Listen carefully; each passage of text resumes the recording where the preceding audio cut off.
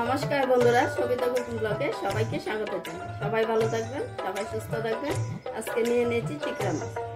এই মাছটা আপনারা কি বলেন কমেন্টে জানাবেন। আমি তো চিকড়া মাছই বলি। মাছ ভাজার জন্য দিয়ে দেবো তেল। মাছটা লবণ হলুদ দিয়ে মেখে নিই।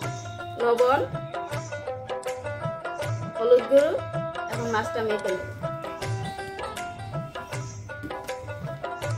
এখন মাছটা ভেজে নিই।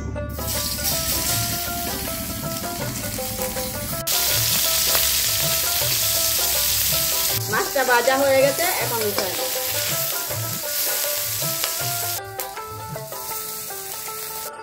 পুরনের জন্য দিয়ে দেবো তেল। গরম হয়ে গেছে, এখন দিয়ে দেবো পেঁয়াজ।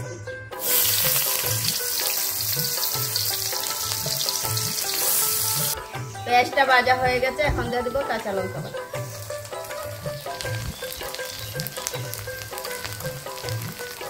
দিয়ে দেবো শুকনো লঙ্কা বাটা।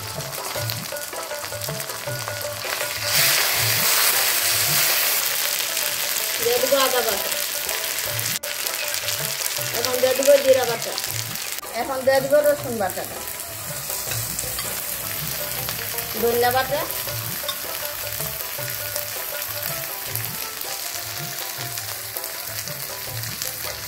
আর দিয়ে দেবো পেঁয়াজ বাটা। বাটিটা ধুয়ে দিয়ে দেবো জল।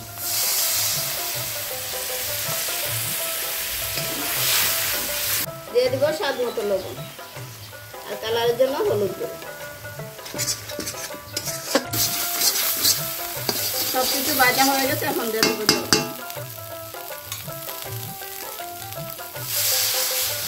তরকারিটা জাল উঠে গেছে, এখন দিয়ে দেবো মাছ,